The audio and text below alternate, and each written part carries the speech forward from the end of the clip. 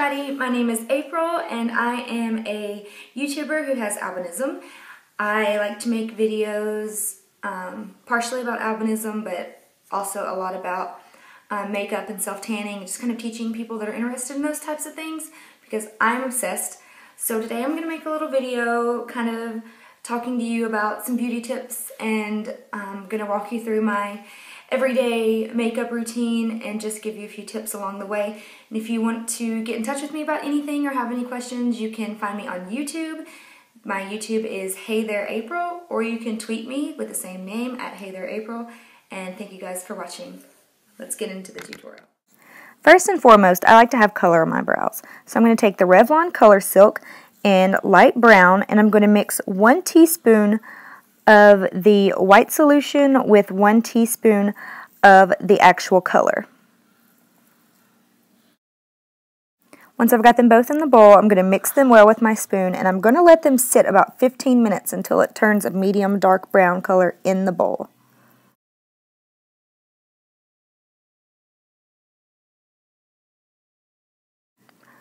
Once the color has set in the bowl and turned nice and brown, I'm going to use some Q-tips to apply it to my eyebrows. And I'm going to let it sit on my eyebrows for about 10 to 15 minutes, maybe a little less depending on how dark you want them to be. So I'm just going to brush it on my eyebrows with the Q-tip.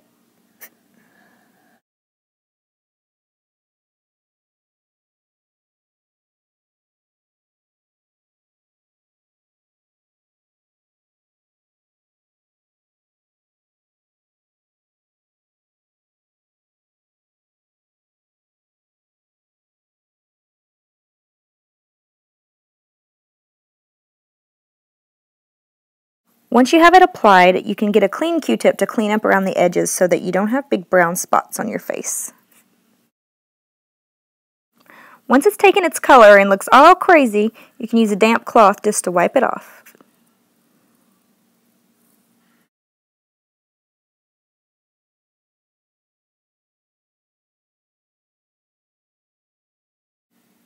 Now you have some color to your eyebrows. Let's go on to makeup. First things first, let's get this hair out of our way by pulling it back with a hair tie. Next, I'm going to put a face moisturizer on my face before I start my makeup. That way my face is nice and moist and it's not going to get dry.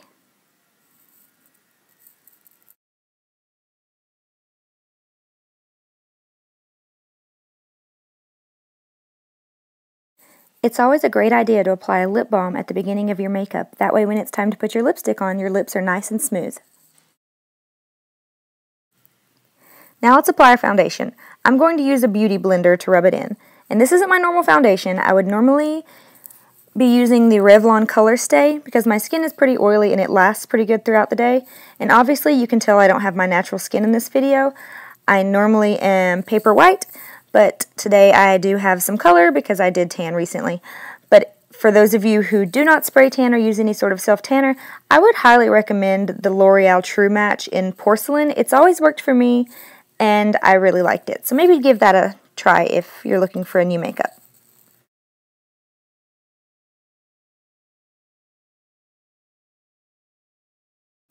You should always drag your foundation down your neck. You never want to have any harsh lines, that way it looks like you're wearing a mask. So always pull your foundation down your neck to around your collarbone. Now it's time to apply powder. I'm going to be using the L'Oreal True Match powder, and just with a fluffy brush, I'm going to apply it all over my face and neck. Applying powder after your foundation is just going to really set your makeup and make it look matte and no shine, and just make your makeup last all day.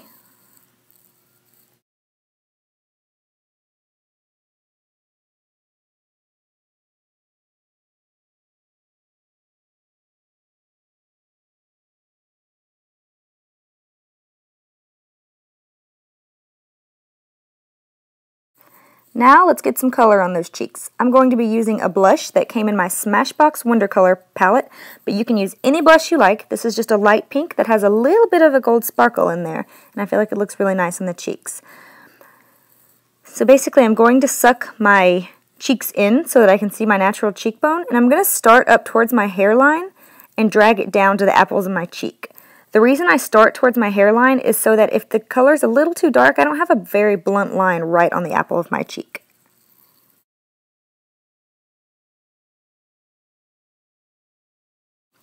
Now I'm going to use some bronzer to contour in my cheekbones a little bit. And even with your fair complexion, if you don't tan like I do, you can still use a bronzer. Just don't go too dark. Just use something, maybe just a regular powder that's just a couple shades darker than your natural skin tone, so that it just adds a shadow to your face. That's all you're doing whenever you contour. It's basically just creating a shadow so that your cheekbones look higher or your face looks thinner. It takes a little bit of practice, but it's not that hard to do.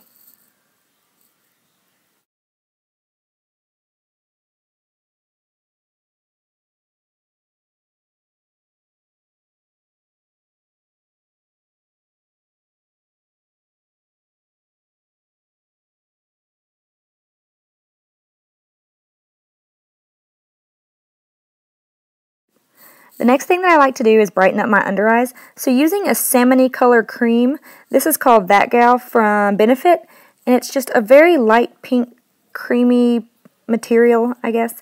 And I just rub it underneath my eyes and rub it in, and it really brightens up your under eye and helps conceal any dark lines that you may get. Now for the fun part, the eyes. Always, always, always start your eyeshadow with an eye primer. It's basically a sticky base that's going to help your eyeshadow stick and last longer, and it's also going to give you the most of color of your eyeshadow. If you've ever put eyeshadow on with no base on your lid and you kind of notice the color just flakes off or doesn't last long, that's exactly why. You should always use a base. The one that I'm applying is by Urban Decay, and it's called Sin. It's kind of a light champagne-y color, but you can get these at the drugstore, like Walmart, CVS, Target, anywhere like that, for far less expensive. You can get them actually, I think, from $1 from a brand that's at Target. So definitely get one of these and try it out. You're going to get a lot more payoff from your eyeshadows. Next, I'm going to start my eyeshadows, and this is by L'Oreal Infallible. I love this line. If you've never tried it, you should check it out. They have the prettiest colors. I can't think of the name of this color off the top of my head, but it's a very shimmery kind of rose gold color. And I'm going to take this in just a fluffy eyeshadow brush, and I'm going to apply it all over my lid, stopping in the crease.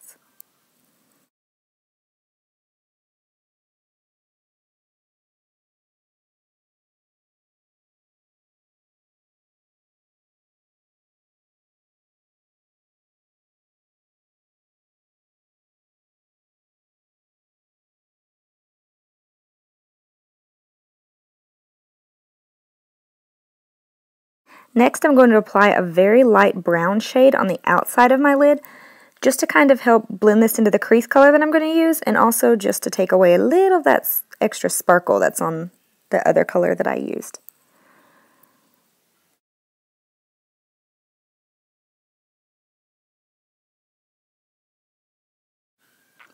Now for my highlight shade, I'm going to be using this light champagne color, and I'm just going to apply this underneath my brow. It just really gives a brightness to your eye, and it looks really pretty. And you can just play around with whatever shade you want. I personally don't ever want to go too light, because I've seen people wear a super light shade under their eyebrow, and it looked pretty crazy. So I try to stick to something that's more of a neutral skin color. Next up is our crease. I'm using a darker brown color and a fluffy blending brush. And some people find this to be the hardest part of the eye. I basically just find where my eye socket is. It's kind of where your eyeball starts at the top. You can kind of sink your brush into it. And once you find that spot, I just flick my brush back and forth in a windshield wiper motion. Just go back and forth until it blends out the way that I want it. And then I drag it up a little bit towards my eyebrow. It really just depends on what look you're trying to achieve and how you're trying to shape your eye. And then I pull it in a little bit towards the inside of my lid, but not much, because I don't like it to be super dark right there. I just like it to be dark on the outside. It takes a lot of practice though.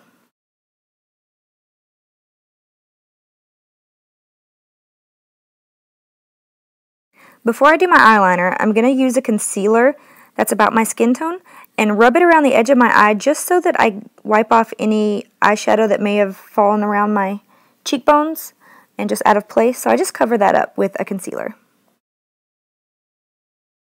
Next up is eyeliner, and this one can be really tricky. I have to be honest that up until recently, I sucked at it, and I've gotten much better with a lot of practice and with a product I really like. I prefer to use a product that has a teeny little brush and that has a gel liner. So this is the L'Oreal Infallible Eyeliner, and I believe it's waterproof. It works really well, and I have a great control over what I'm trying to do with the brush. So I basically draw a little wing out the side of my eye and just kind of connect it down. And then just drag it inward. I make sure it's thin on the very inside towards my inner lid and thickens out towards the back. And it makes a nice winged eyeliner look. And this took a lot of practice to learn how to do, but I really enjoyed the end result once I finally got the hang of it. As far as the bottom lid's concerned, I just take the excess of my brush and just run it along my waterline. I don't bring it all the way in because that just looks incredibly unnatural. So I just start from the outer corner and bring it about halfway in, and that's that. Now let's curl them eyelashes. This is the easiest part of the whole thing.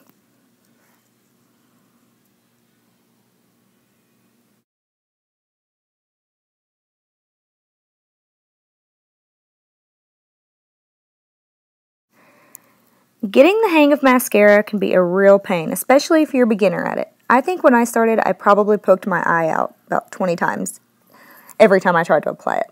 But once you get the hang of it, it's super simple, and I don't even need a mirror to do it now. In this video, I'm not even looking in a mirror. I'm just so used to doing it that I can just do it without one, I guess. But I don't really have any tips or tricks of how to do mascara. Honestly, it was just a lot of trial and error until I learned how not to poke my eye out.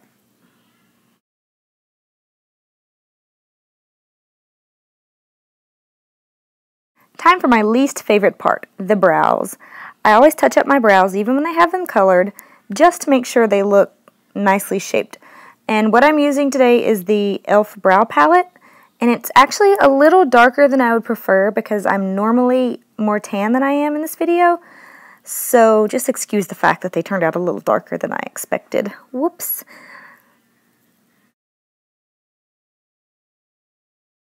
If you'd like to see an in-depth video about how I do my eyebrows specifically, then check it out on my YouTube channel. I do definitely have a whole video devoted to how I do my eyebrows.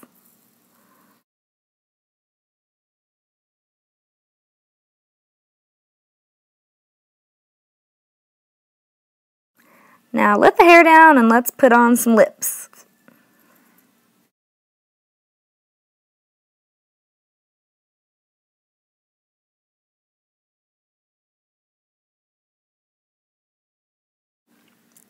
The lipstick I'm going to wear today is by NYX Cosmetics, and it is called Sparkling Nude. It's just a light nude shade with some sparkle in it, just like it says.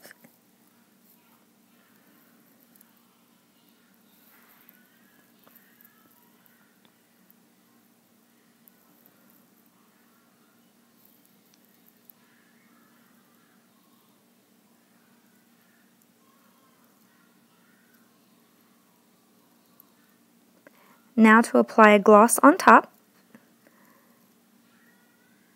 And my look is complete. Guys, thank you for watching, and definitely check out my YouTube channel at HeyThere April, and I hope to hear from you soon. Bye-bye.